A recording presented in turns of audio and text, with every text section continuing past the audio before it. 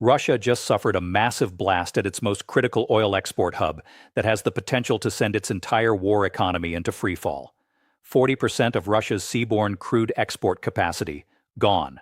Not damaged, not slowed for repairs. Effectively paralyzed for weeks, if not months. In one coordinated Ukrainian drone strike on the Ust-Luga terminal in Leningrad Oblast, hundreds of thousands of barrels per day of vital export infrastructure went up in flames. Moscow never saw this scale of precision coming. By the time we're done here, you will understand why this single event isn't just another refinery hit.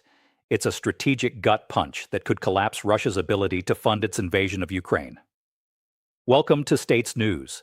If this is your first time here, subscribe and turn on notifications because we deliver the unfiltered strategic analysis that mainstream coverage glosses over and conspiracy channels distort. We focus on verifiable facts, technical precision, and the real power dynamics shaping these conflicts. I'm going to show you exactly how this blast at Ust-Luga changes everything for Putin's regime. We will cover the immediate tactical destruction of the terminal's loading infrastructure, the strategic implications for Russia's oil revenue stream that funds over 20% of its federal budget, and the geopolitical consequences that ripple into global energy markets and the battlefield in Ukraine. By the end, you will understand why this development represents a genuine inflection point. Not routine attrition, but a calculated strike that exposes the vulnerabilities Moscow has tried to hide for years. To understand why this matters, let's establish the broader context. Russia's economy remains heavily dependent on hydrocarbon exports, even after years of sanctions and diversification rhetoric. Oil and gas revenues still account for roughly 23% of the federal budget in 2025, according to Russian Finance Ministry figures, down from higher shares in previous years, but still the single largest reliable source of hard currency.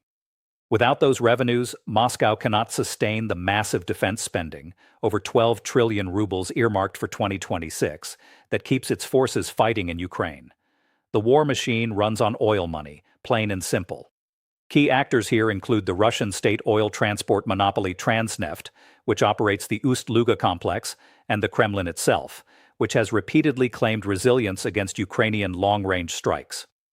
Vladimir Putin's strategic objective remains clear: maintain export flows to China and India via the shadow fleet to generate the dollars and yuan needed for munitions, drones, and manpower.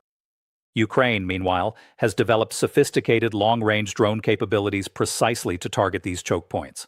Their constraints are real: limited production runs and the need to conserve munitions, but the payoff is asymmetric. One successful hit disrupts billions in revenue while costing a fraction to execute. Baseline facts that matter: Russia produces around 9.1 to 9.3 million barrels per day of crude and condensate, per OPEC and Russian data through late 2025. Seaborne exports account for the majority of that, roughly 5 million barrels daily, with the Baltic ports of Ust-Luga and Primorsk together handling about 40% of those flows. Ust-Luga alone managed up to 700,000 barrels per day before the latest strikes. It sits on the Gulf of Finland, a strategic choke point for Siberian crude piped from the Druzhba network and refined products. Geographic features amplify its importance: ice-free year-round, deep-water access for large tankers, and rail connections that feed it from multiple refineries, including Kirishi. Prior agreements and existing infrastructure made it a cornerstone of Russia's pivot to Asia after Western markets closed. These facts aren't abstract. They're the foundation for why a single blast here creates ripple effects far beyond the terminal's perimeter. Now let's examine what actually happened in progressive detail. The strike unfolded overnight in late March 2026, when multiple Ukrainian long-range attack drones penetrated Russian air defenses and delivered precision strikes on Ust-Luga's oil-loading racks, storage tanks, and railway unloading infrastructure.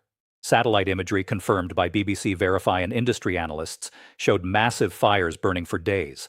Local authorities in Leningrad Oblast reported damage to critical transfer systems that move crude from rail cars to tanker berths. Operations halted almost immediately. Tactically, this was devastating. The terminal stopped accepting supplies from upstream refineries like Kirishi, Yaroslavl, Moscow, and Ryazan. Reuters' calculations based on market data and shipping trackers showed at least 40% of Russia's total oil export capacity offline in the immediate aftermath, including knock-on effects at nearby Primorsk. Not temporary delays, Loading schedules collapsed. Tankers that had been queuing were diverted or idled. Bloomberg's analysis of trading activity documented a sharp plunge in Baltic port activity, with daily shipments dropping to their lowest levels since the full-scale invasion began. Strategically, the implications go far deeper than one terminal. Russia relies on these Baltic routes because they avoid the Black Sea, where Ukrainian naval drones and Western-supplied systems have already constrained Novorossiysk operations. With Ust-Luga crippled, Moscow faces a bottleneck that forces rerouting through already strained alternatives. Second-order effects are already emerging. Refineries upstream are cutting runs to avoid backups, which means less domestic fuel production and potential shortages for both civilian and military use. Economic systems feel the pressure immediately. Lost export revenues translate directly into fewer rubles for the war chest. Layer the geopolitical consequences on top of that. This isn't isolated. It connects to Ukraine's broader campaign that struck 15 strategic facilities in March alone, including refineries and other terminals. The pattern reveals a deliberate strategy: degrade Russia's ability to monetize its energy resources while the fighting continues. Long-term power dynamics shift because sustained revenue loss forces Moscow to choose between printing money, accelerating inflation, or cutting non-defense spending that keeps the domestic population stable. That choice weakens the regime's grip at home while it struggles abroad. Here's where the progressive revelation builds. The initial development was the blast itself, quantifiable, visible destruction captured in verified imagery. Tactical significance: immediate export paralysis at a scale that represents roughly 2 million barrels per day offline across affected ports. Strategic implications: this compounds existing production declines of 0.7% in 2025 and forces reliance on discounted shadow fleet shipments that already operate at higher costs and risks. Second-order effects hit alliance structures and economic planning. China and India, Russia's primary buyers, may demand even deeper discounts or seek alternative suppliers if reliability falters. Future military planning inside the Kremlin must now account for budget shortfalls that could reach trillions of rubles annually if the damage persists. Connect it all. This validates the opening thesis because the balance of power in the energy war just tilted. Russia thought its dispersed infrastructure and shadow fleet provided insulation. They were wrong. Ukraine demonstrated that a relatively low-cost drone campaign can achieve high-impact strategic effects without direct confrontation on the battlefield. Repeat that key fact: 40% capacity. It echoes in every subsequent analysis of Russia's war sustainability. Now consider the next layer of revelation. Russian officials initially downplayed the damage, claiming quick repairs. But industry sources cited by Reuters and the Moscow Times indicate the railway unloading racks, the backbone of Ust-Luga's operations, suffered structural hits that require specialized equipment and time. Storage tanks burned, releasing plumes visible from space. This isn't cosmetic. It forces a cascade.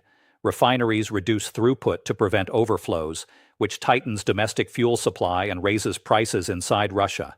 The Kremlin faces pressure to subsidize energy costs at home, while revenues plummet abroad.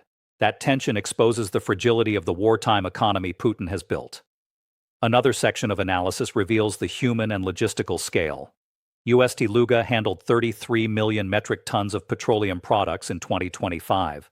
Disrupted flows don't simply pause, they create backlog across the entire pipeline network feeding the Baltic.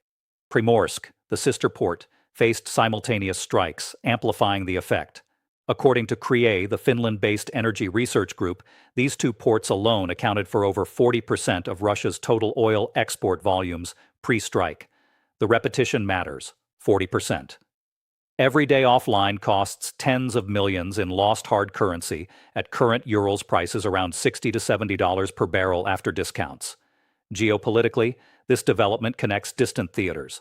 Ukraine gained drone expertise fighting Russian Shahed attacks and applied it here with devastating efficiency. Gulf states watching energy security now see parallels to their own vulnerabilities. NATO countries benefit indirectly as higher global oil volatility pressures Moscow's partners. The long-term power dynamic: Russia's ability to sustain prolonged conflict erodes when its primary revenue engine sputters. This is not speculation. It's the logical outcome of documented capacity loss. Yet no analysis is complete without acknowledging the full complexity. Russia possesses tools to mitigate some damage. The National Welfare Fund holds reserves that can buffer short-term shortfalls. Higher global oil prices driven by Middle East tensions provide a temporary offset, as the IMF noted in its April 2026 upward revision of Russian growth forecast to 1.1%. Alternative export routes exist through the Eastern Siberia-Pacific Ocean pipeline to Asia, though capacity there is limited and already maximized. Shadow fleet tankers continue operating, albeit with higher insurance and transit risks.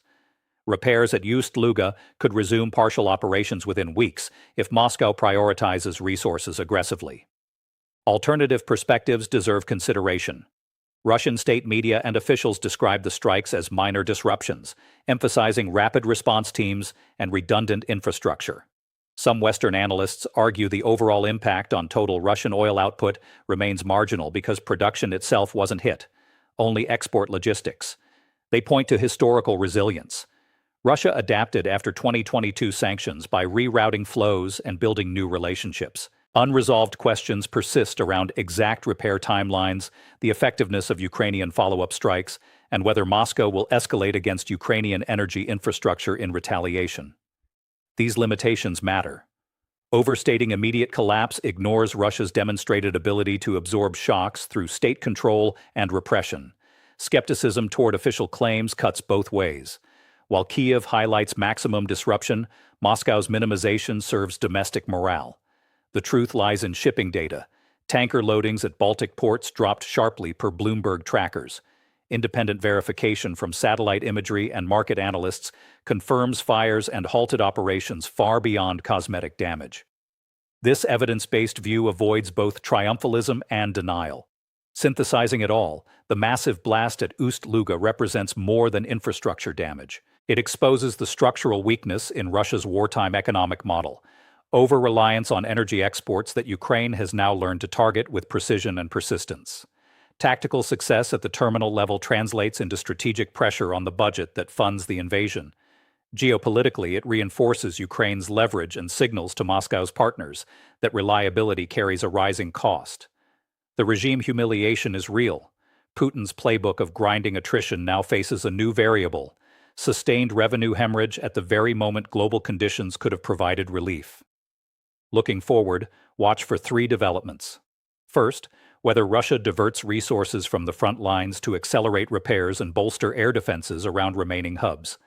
Second, any escalation in shadow fleet operations or desperate discounts to Asian buyers that further erodes margins. Third, the downstream effect on Russian fuel availability for military logistics in Ukraine. These shifts could accelerate the conflict's trajectory toward exhaustion or negotiation. The audience that follows this channel understands these dynamics before headlines catch up. This framework, precise, layered, evidence-driven, delivers the insight you need in a complex world. The geopolitical landscape evolves rapidly, but disciplined analysis reveals the patterns. Stay with us for the next updates, because understanding these inflection points is how informed observers stay ahead. The fight for energy dominance is far from over, and States News will keep delivering the strategic reality that matters.